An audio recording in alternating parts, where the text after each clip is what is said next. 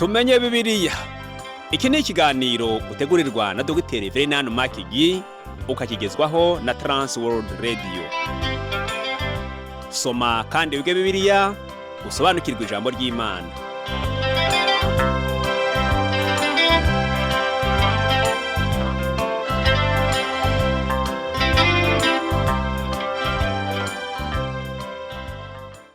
Uraho neza nshuti muvandimwe uteze amatwi ikiganiro tumenye Bibiliya, mahoro y'Imana n'abane nawe. Kaze muri iki kiganiro ugezwaho nanjye Parfait Ntambutsa. Ubushize nakubwiye uburyo Yohana yahishuriwe maze akabona uko itorero rya Kristo rizaba rimeze nyuma yo kugera mu bwami bw'ijuru. Mu kiganiro cy'uyu munsi turinjira mu byahishuwe igice cya 5, nkaza kukubwira ibyerekeye igitabo gifatanishijwe ibimenyetso 7 by'ubushishi gisobanura isezerano Imana izagirana na Isirayeli. Ibyo byose ariko ni mukanya nyuma ya kano karuhuko. Imana ikomeze kugirira neza nshuti yanjye.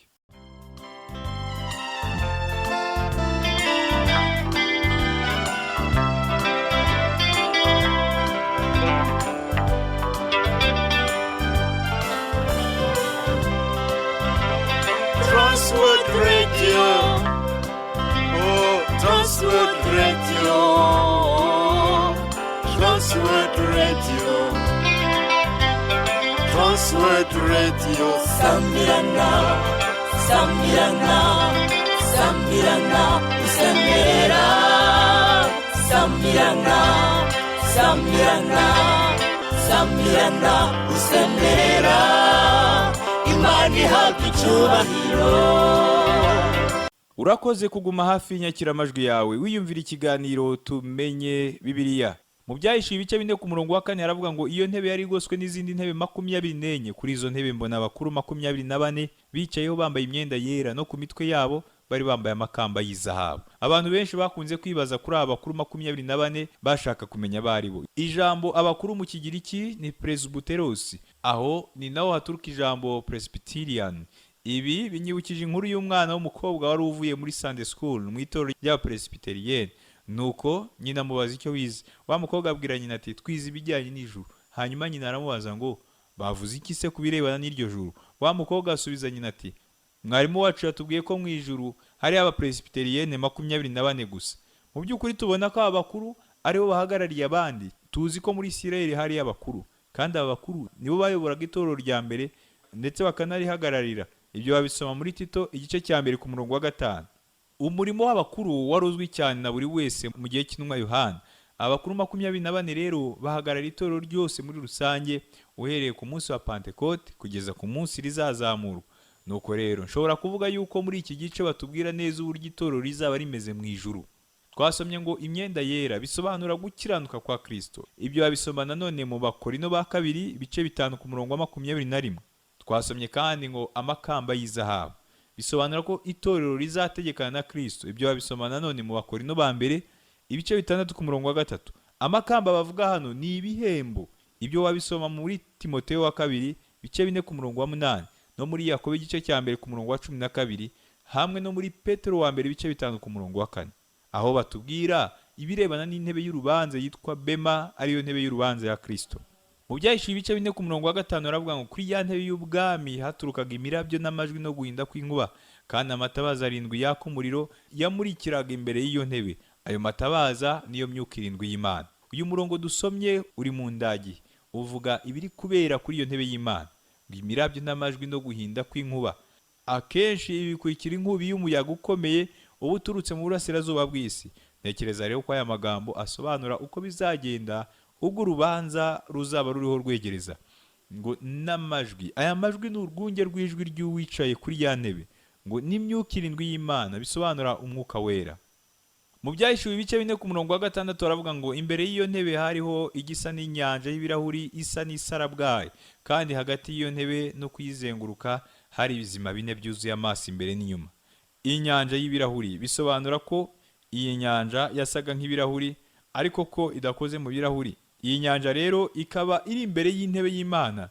Iki kikaba ari ikindi kimenyetso cyerekana neza ko Imana itari igikomeje kwicara ku ntebe y'imbabazi, ahubwo yari yicaye ku ntebe y'urubanza. Iyi nyanja ikaba isobanura nanone ukwera no gukiranuka kw'Imana. Ibyo banabisoma muri Matayo ibice 5 ku murongo wa 8 no mu Baheburayo ibice 12 ku murongo wa 14.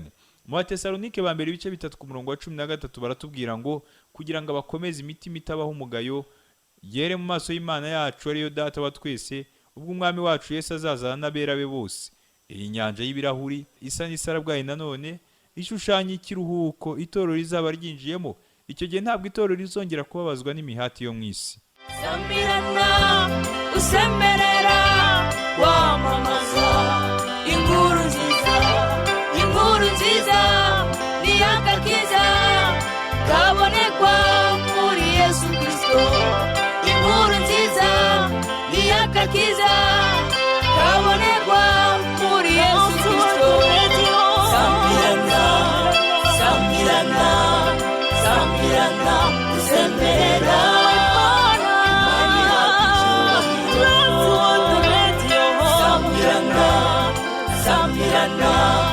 Sambirana usemerera imani yakicyubahiro.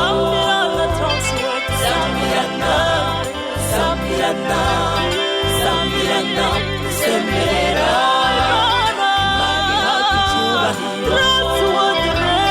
imani yakicyubahiro. Sambirana usemerera imani yakicyubahiro. Twasomye kandi ijambo ngo ibizima bine mu Kigiriki ni zoa, bikaba bituruka ku ijambo ry'icyongereza ryitwa zoo, ari byo bisobanura pariki y'inyamaswa mu Kinyarwanda. Ibizima bine batubwira hano ntabwo ari inyamaswa nk'uko bamwe babitekereza, ahubwo inyamaswa Yohana zitubwira mu Byahishuwe ibice 13. Ariko ibizima bine batubwira hano bitandukanye n'inyamaswa, ahubwo ni ibiremwa bizima. Twasomye ngo ibizima bine byuzuye amaso imbere n'inyuma. Ibi bisobanura uburyo ibi bizima bine biri maso, bireba buri kimwe cyose kandi byiteguye. Ibizima bine bikaba bisa n'abakerubi dusoma muri Ezekiyeli igice cya mbere kuva ku murongo wa 5 kugera ku wa 10 no mu gice cya 10 ku murongo wa 20, hamwe n'abaserafi dusoma muri Yesaya ibice 6 kuva ku murongo wa 2 kugera ku wa 3. Fata Bibiliya yawe dusomere hamwe amagambo dusanga mu Byahishuwe ibice 4 umurongo wa 7. Bibiliya irambwira ngo ikizima cya mbere cyasaga n'intare, icya kabiri gisa n'ikimasa, icya gatatu cyari gifite mu maso hasa naho umuntu, naho icya kane cyasaga n'ikizu kiguruka. Nemeranye n'abavuga ko ibizima bine bihagarariye ubutumwa bwiza, kandi nizera ko iryo gereranwa ari ukuri nubwo ishyirwa mu bikorwa ry'ibingibi rigikomeje gutera ikibazo. Twasomye ngo ikizima cya mbere cyasaga n'intare, kandi tuzi neza ko ubutumwa bwiza bwa mbere bwerekana Yesu Kristo ko ari umwami, yabayeho nk'umwami, apfa nk'umwami, azuka nk'umwami, kandi azongera agaruka ari umwami. Buri kintu cyose Yesu yakoze mu butumwa bwiza bwa Matayo yagikoraga nk'umwami. Wibuke ko Imana yavuze yuko umuryango wa Yuda wagombaga kumera nk'intare. Ibyo rero byahishuraga ko muri uwo muryango ariho hagomba kuzaturuka umwami cyangwa umutware, kandi iyo nkoni y'ubutware ntiyagombaga kuzava mu muryango wa Yuda kugeza igihe Shilo yagombaga kuzira. Ibyo wabisoma mu gitabo cy'Itangiriro ibice 49 kuva ku murongo wa 9 kugera ku wa 10 no mu Byahishuwe ibice 5 ku murongo wa 5. Twasomye kandi ngo icya kabiri gisa n'ikimasa. Iri ni itungo rishobora kwikorera imitwaro, ni itungo ryororwa mu rugo. Mu butumwa bwiza bwa Mariko, Kristo aboneka nk'umugaragu. Mu butumwa bwiza bwa Mariko ntabwo batubwiramo igisekuruza cya Yesu, kandi impamvu birumvikana nuko iyo ushatse umukozi ngo akogereza amasahani anagukorera isuku, nturinda kumubaza aho akomoka ngo umubaze izina rya se cyangwa irya nyina. Mbese n'irihe tandukaniro riri hano? Ikibanza ahubwo nuko uba ugomba kumenya yuko uwo mukozi ashoboye akazi nta kindi. Ubutumwa bwiza bwa Mariko bwerekana Kristo nk'umugaragu. Twasomye kandi ngo icya gatatu cyari gifite mu maso hasa naho umuntu. Ubutumwa bwiza bwa gatatu n'ubutumwa bwiza bwa Luka bukaba bwerekana umwami Yesu ko yabaye umwana w'umuntu, ugashimangira ubumuntu bwa Yesu Kristo. Twasomye kandi ngo icya kane cyasaga n'ikizu kiguruka. Ibi bisobanura ubumana bwa Kristo nk'uko kandi biboneka mu butumwa bwiza bwa Yohana. Ibi bizima nanone kandi bihagarariye inyamaswa zo mu isi nk'uko uwitwa Godet yabivuzeho. Intare isobanura inyamaswa ihagarariye inyamaswa zo mu ishyamba zose.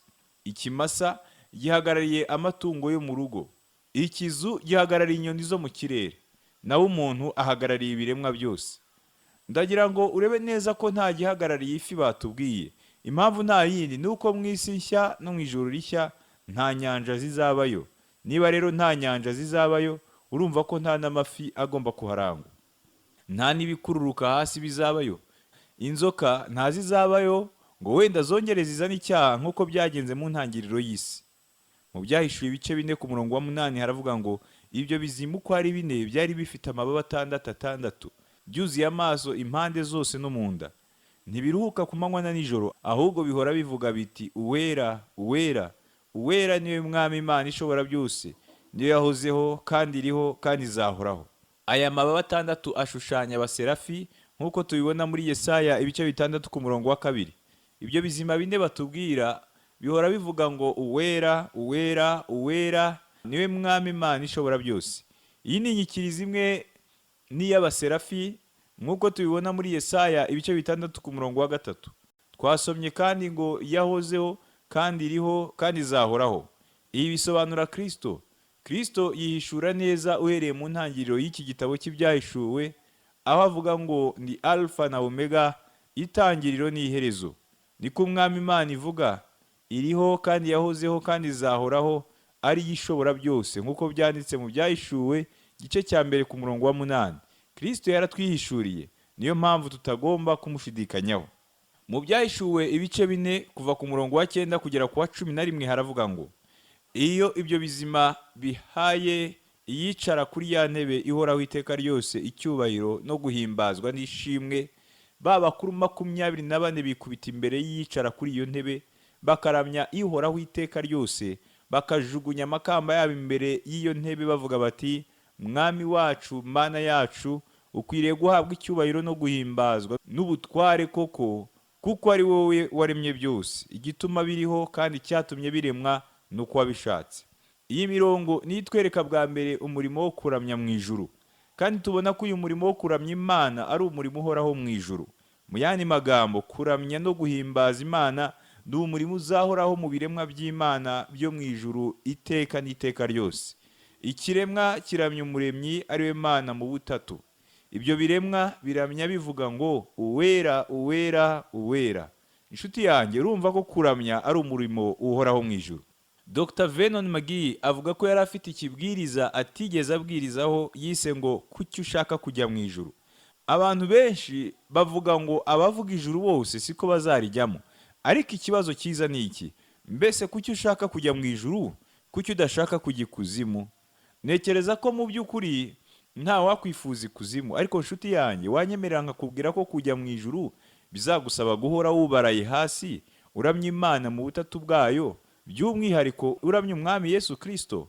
Niba urambirwa no kuramya umwami Yesu hano mu isi kandi ntushishikazwe no kumuhimbariza mu mutima wawe, kuki wumva wakwifuza kujya mu ijuru?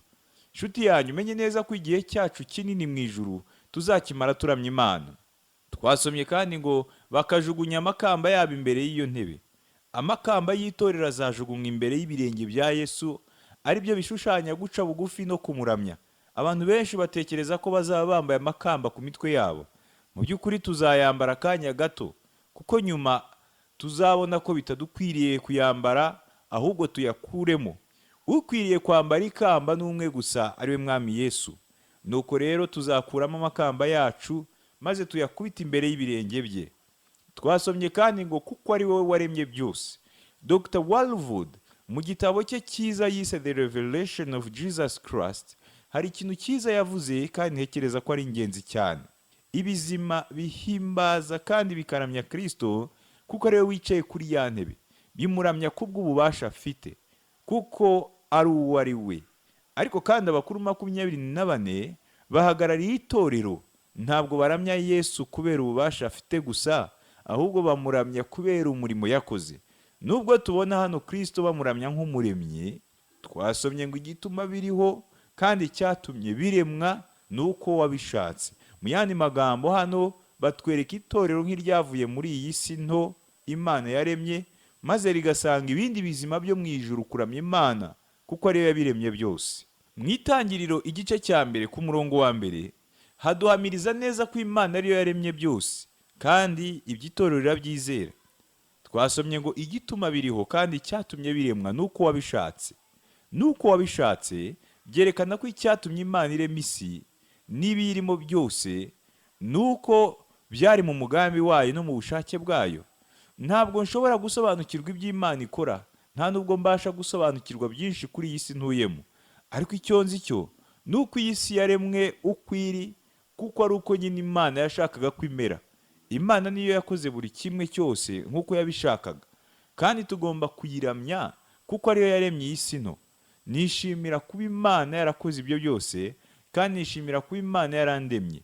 Birashoboka ko yari kunyibagirwa, ariko ndashima cyane iyo nibutse ko nari mu mugambi w'Imana. Ngiyi impamvu ituma turamya Imana. Sambirana, usemerera, wamamaza inkuru nziza, inkuru nziza ni agakiza kabonekwa muri Yesu Kristo. Inkuru nziza ni agakiza kabonekwa muri Yesu Kristo. Sambirana, sambirana, sambirana, usemerera,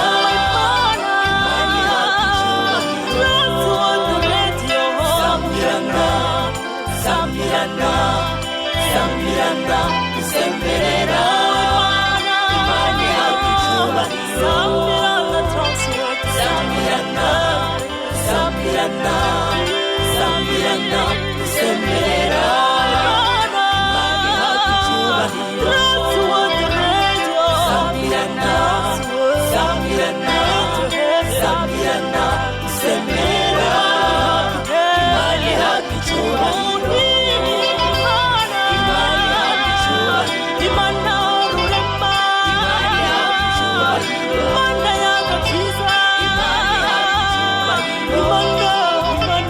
Imana yacu icyubahiro.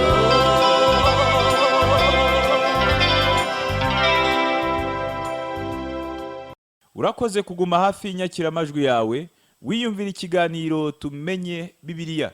Inyigisho y'uyu munsi itwinjije mu gice cya 5 mu gitabo cy'ibyahishuriwe Yohana. Insanganyamatsiko nkuru dusanga muri iki gice cya 5 cy'ibyahishuwe, batubwiramo uburyo itorero rizaba riri mu ijuru hamwe na Kristo. Mu gice cya 5 hakomeza kuvuga kuri iyi ngingo yerekana itorero riri mu ijuru hamwe na Kristo. Ntekereza ko ari byiza kwiga iyi ngingo kuko bidufasha kumenya neza aho turiho twerekeza. Ntekereza ko bitashoboka yuko wagura ikibanza ahantu utabanje kuhamenya. Ugomba kubanza kumenya neza aho ugiye kugura. Uko rero nako bigomba kumera ku bagenzi bajya mu ijuru. Tugomba kubanza kumenya amakuru make yerekeranye n'ijuru turi kuganamo. Nicyo gituma rero iki gice cya 5 mu byahishuwe ari ingenzi cyane ku mugenzi werekeza mu ijuru. Kuva mu gice cya 4 kugera mu gice cya 5 cy'ibyahishuwe, tubona ku itorero cyangwa se umubiri w'abizera riba ryamaze kugera mu ijuru riri kumwe na Kristo. Umwami Yesu yabwiye abigishwa be ngo, ngiye kubategurira ahanyu, ngo aho ndi namwe muzabeyo. Aya magambo yanditse mu butumwa bwiza bwa Yohana ibice 14 kuva ku murongo wa 2 kugera ku murongo wa 3. Inshuti yanjye, tuzajya kubana na Kristo. Igice cya 5 mu byahishuwe kitwereka itorero riri mu ijuru ryiteguye kureba igihe cy'amakuba akomeye azaba mu isi. Kuko itorero rizaba riri mu ijuru hamwe na Kristo, ntabwo ryo rizaba mu makuba akomeye azagera mu isi. Mu gice cya 4 batubwiramo cyane ibirebana n'intebe y'Imana. Twabonye kandi ko intare n'umwana w'intama byombi bishushanya Kristo. Ibyo rero ni nabyo batubwira hano mu gice cya 5 cy'ibyahishuwe. Kristo ni umwana w'intama wicaye ku ntebe, ni umwami wigenga kandi ni umukiza. Niwe uyoboye buri kimwe cyose tuzabona mu bice bisigaye by'iki gitabo cy'ibyahishuwe. Nicyo gituma nshuti yanjye nkomeza kugushishikariza gukurikira neza inyigisho y'igitabo cy'ibyahishuwe. Iki gice cya 5 cy'ibyahishuwe ntugomba kugitandukanya n'icya 4 kuko ni bimwe. Mu yandi magambo, ntihakabayeho itandukaniro hagati y'igice cya 4 n'icya 5 cy'ibyahishuwe kuko byose bivuga ingingo imwe. Mu byahishuwe ibice 5 ku murongo wa 1, Bibiliya iravuga ngo, mbonana iyicaye kuri ya ntebe igitabo mu kuboko kw'iburyo cyanditswe imbere n'inyuma kandi gifatanishijwe ibimenyetso 7 by'ubushishi. Turasomye ijambo ngo mbonana. Intumwa Yohana niwe muhamya w'ibi turi kuvuga.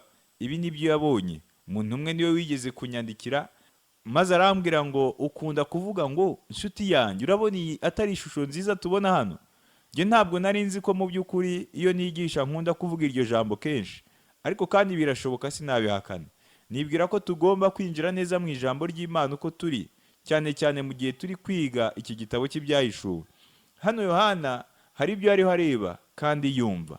Nicyo gituma ngewe iyo nigisha nifashisha projecteur, kuko mu gihe twiga tuba tugomba kureba kandi tukanumva, kuko bidufasha gusobanukirwa neza ibyanditswe. Mu murongo tumaze gusoma batubwiye ko Imana Data yari ifashe umuzingo w'igitabo gifatanishijwe ibimenyetso 7 by'ubushishi.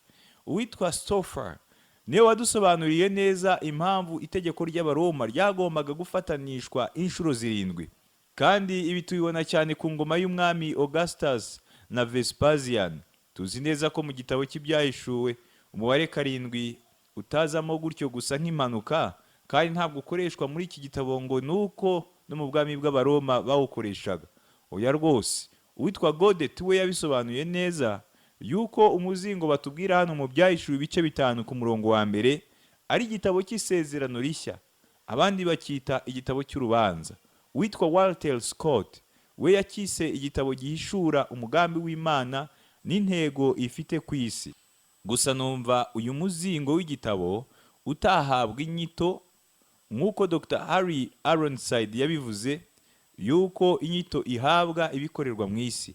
Ngira ngo uribuka ko igihe abana ba Isirayeli bari hafi gufatwa bunyago, Imana yabwiye Yeremiya gutuma umugaragu we ngo agure isambu, kandi ngo iyo sambu yandikweho amazina ye, kuko Imana yari yasezeranyije Isirayeli ko hari umunsi bazongera bakagaruka mu gihugu cyabo. Ibyo ushobora kubisoma muri Yeremiya ibice 32 uhereye ku murongo wa 6 ukagera ku murongo wa 15. Mbese ninde ubitse urwandiko rw'iyi si? Nta wundi keretse umwami Yesu, niwe wenyine urufite. Muri Daniyeli ibice 7 uhereye ku murongo wa 13 ukagera ku murongo wa 14 baratubwira ngo, hanyuma nkitegereza ibyo neretswe nijoro, mbona haje usa n'umwana w'umuntu aziye mu bicu byo mu ijuru, aza umujyi umwe, asanga wa mukuru nyir'ibihe byose bamumugeza imbere, nuko ahabwa ubutware n'icyubahiro n'ubwami, kugira ngo abantu b'amoko yose y'indimi zitari zimwe bajye bamukorera. Ubutware bwe ni ubutware bw'iteka ryose butazashira, kandi ubwami bwe ni ubwami butazakurwaho. Ntekereza ko iki cyanditswe cyo muri Daniyeli cyerekana neza ko nta wundi ufite ubutware bw'iyi si jye nawe dutuyemo atari umwami Yesu. Yarayiremye, arayicungura, kandi niye. Muri Zekariya igitabo ntekereza ko ugomba kubuza imbere y'uko umenya ibyahishuwe, baratubwira ngo, nuko nongera kubura amaso, ngiye kubona mbona umuzingo w'igitabo uguruka. Arambaza ati, ubonye iki? Ndamusubiza nti, mbonye umuzingo w'igitabo uguruka, uburebure bwawo ni mikono 20, n'ubugari bwawo ni mikono 10. Arambwira ati, uwo ni umuvumo woherejwe gukwira isi yose. Ku ruhande rumwe uhamya yuko uwiba wese azakurwaho, ku rundi uhamya yuko urahira ibinyoma wese azakurwaho. Aya magambo yanditse muri Zekariya ibice 5 uhereye ku murongo wa mbere ukagera ku murongo wa 3. Uyu muzingo w'igitabo uguruka batubwira muri Zekariya ni nawe batubwira mu byahishuwe. Bamwe batekereza ko kuri uwo muzingo w'igitabo ngo handitse amategeko 10, kandi ku isi izacirwa urubanza hisunzwe ayo mategeko. Ariko ngewe ibyo simbyemera. Abantu benshi bagerageje gushaka guha inyito uyu muzingo w'igitabo batubwira mu byahishuwe ibice 5, ariko jye mbona nta wabibasha. Ahubwo mbona ko iki gitabo gishobora kuba kivuga ku isezerano rishya Imana izagirana na Isirayeli. Imana yavuze kuri iri sezerano. Muri Yeremiya aratubwira ngo, dore iminsi izaza, nzasezerana isezerano rishya n'inzu ya Isirayeli n'inzu ya Yuda. Ariko isezerano nzasezerana n'inzu ya Isirayeli hanyuma y'iyo minsi ngiri, niko Uwiteka avuga ngo, nzashyira amategeko yanjye mu nda yabo, kandi mu mitima yabo niho nzayandika. Nzaba Imana yabo, nabo bazaba ubwoko bwanjye. Aya magambo yanditse muri Yeremiya igice cya 31 ku murongo wa 31 na 33. Pawulo nawe yandikiye Abaroma arababwira ngo, nibwo Abisirayeli bose bazakizwa nk'uko byanditswe ngo, umukiza azava i Siyoni, azakura muri Yakobo kutubaha Imana. Iryo ni ryo sezerano mbasezeranije, ubwo nzabakuraho ibyaha. Aya magambo yanditse mu Baroma igice cya 11 uhereye ku murongo wa 26 ukagera ku murongo wa 27. Naho mu Baheburayo tukahasanga amagambo avuga ngo, iri ni ryo sezerano nzasezerana nabo hanyuma y'iyo minsi, niko Uwiteka avuga, nzashyira amategeko yanjye mu mitima yabo, kandi mu bwenge bwabo niho nzayandika. Aya magambo yanditse mu Baheburayo ibice 10 ku murongo wa 16. Ibi ni nabyo Yeremiya yariho avuga.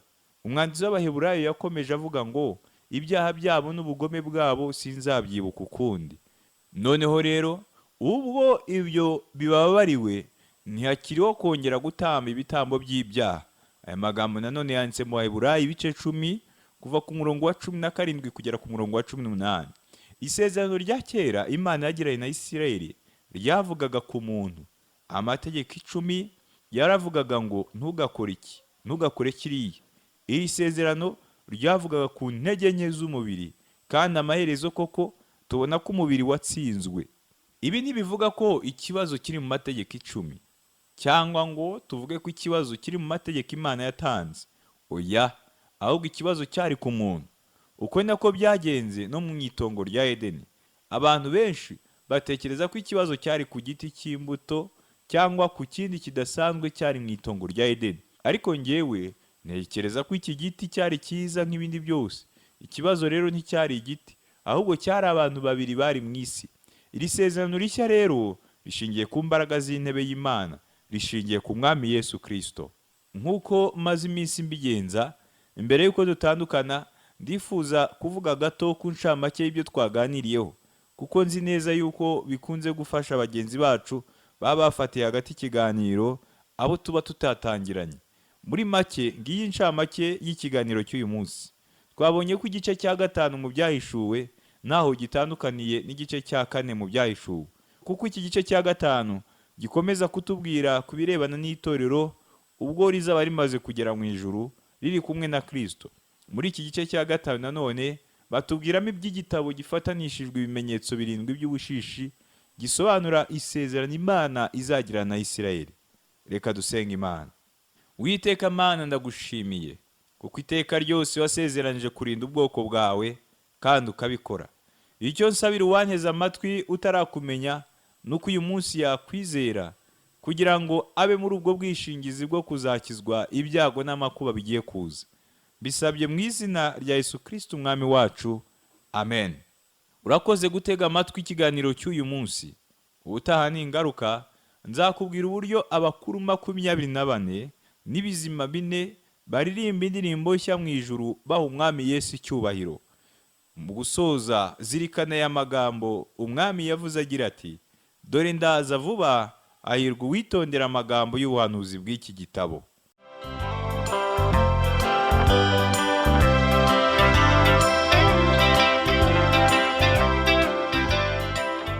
Icyo cyari ikiganiro tumenye Bibiliya.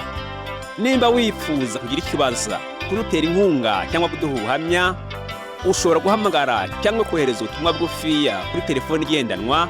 Inomero ni 07 81 27 90 18.